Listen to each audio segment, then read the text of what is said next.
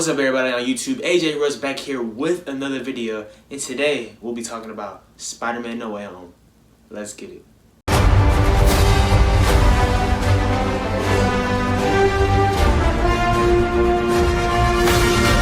So guys, with No Way Home being less than a week away, I just wanted to talk about the movie, talk about what's going on surrounding the movie, the type of interviews, press tour, all the things that have been going on, and some of the plot details, not spoiler wise, but just what's going on in the movie as we're getting into the hype, into the thick of it, because the movie is almost here. So first off guys, I just wanted to talk about some of the villains, of course, talking about Electro being played by Jamie Foxx, Alfred Molina returning as Doc Ock, and William Dafoe returning as Green Goblin. They recently had a villains panel that came out around last week with the three of them just talking about the movie, talking about the film and what's going on in it, and I really thought it was dope just to see them sharing that time together and knowing that they're all three of them are going to interact in the movie in No Way Home.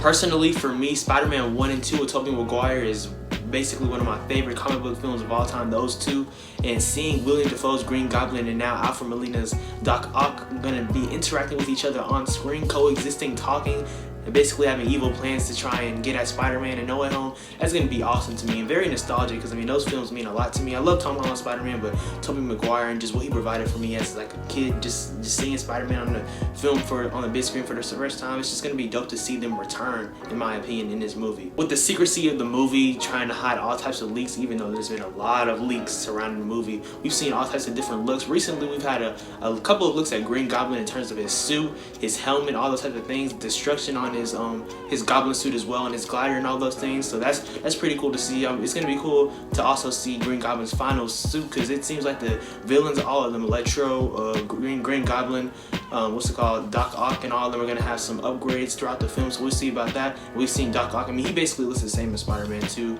and things of that nature. Also he's gonna be probably having a nanotech that it's looked like he's gonna obtain from Tom Holland's Spider-Man suit, so we'll see about that. But I mean it's just gonna be a dope overall to experience this movie, just see all the types of technological changes that these villains will go through in the film trying to get at Peter Parker's Spider-Man. I wanted to talk about Electro specifically as well. We all know that in the Amazing Spider-Man 2, when Jamie Foxx was Electro going against Andrew Garfield's Spider-Man, he was blue, but now in this film, in Spider-Man No Way Home, he'll be comic book accurate, being that having that yellow electricity, and it looks like that he'll have an arc reactor that'll help fuel that electricity, even having like a little mask like of electricity similar to the comics, so that'll be cool. It's just gonna be cool to see Jamie Foxx's Electro back, as we saw in some clips and some TV spots, my bad.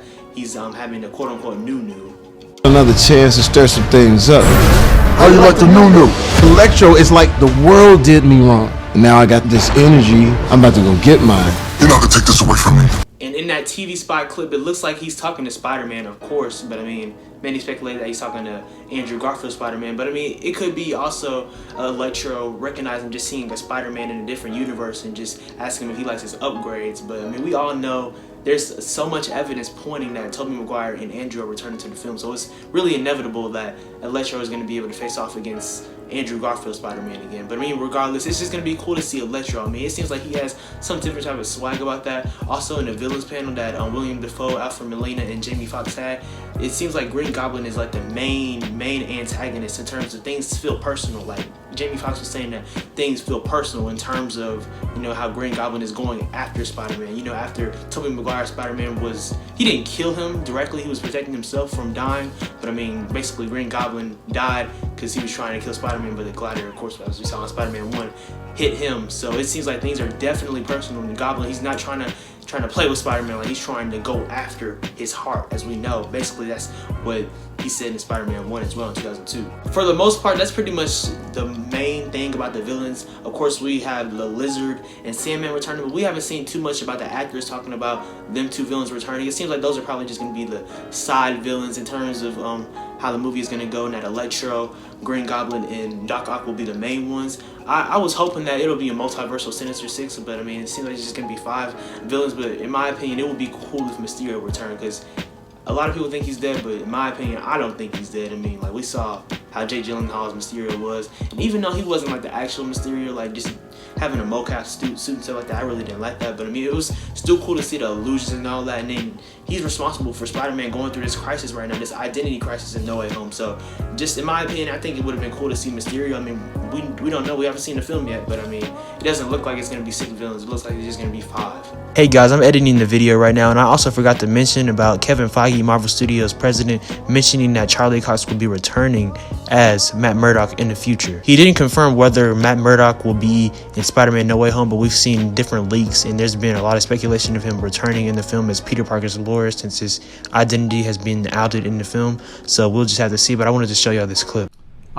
If you were to see Daredevil in upcoming things, Charlie Cox, yes, would be the actor playing Daredevil. Where we see that, how we see that, when we see that, remains to be seen. So yeah, guys, that shows that about Matt Murdock. Hopefully we'll see that in the film. Hopefully we'll see Matt Murdock soon in more things. He's speculated to be in Hawkeye, which is streaming right now, and also he's rumored to be in Echo series and potentially having his own series on Disney Plus soon. Daredevil, he's personally my second favorite superhero after Spider-Man, so I definitely love Matt Murdock and what Charlie Cox brings to the character. Moving on from that, though, I want to talk about Tom Holland's Spider-Man and potentially the type of growth and character development that we'll be seeing from his Spider-Man in this movie. So as many have noted about Tom Holland's Spider-Man, or MCU Spider-Man of course, that he's not as comic accurate as Tobey or Andrew Spider-Man in terms of him being so hinged to Tony Stark and those things, not having Death of Uncle Ben on screen and not mentioning him that much, besides, you know, having like little side mentions of like him on his his briefcase and things like that in Far From Home.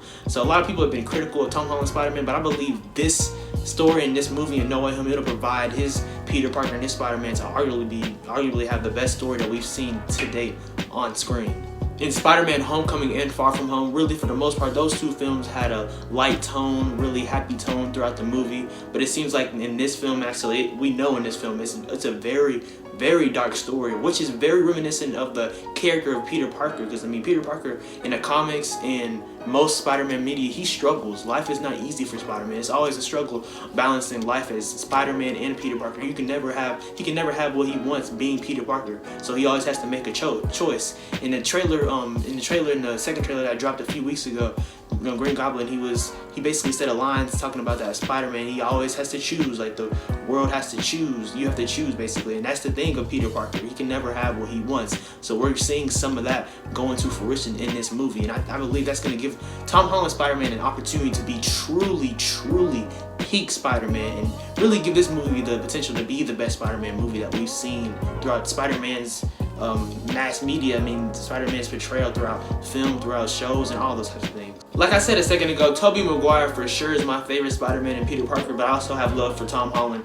and Andrew as well. I mean, for me, just being a huge Spider-Man fan basically since birth, I just want a great Spider-Man movie every time that we have some new Spider-Man content in media. So just seeing what Stan Lee and Steve Ditko imagined just to be portrayed on screen, that's what I want ultimately as a Spider-Man fan. So I'm looking forward to this movie in its entirety, most definitely.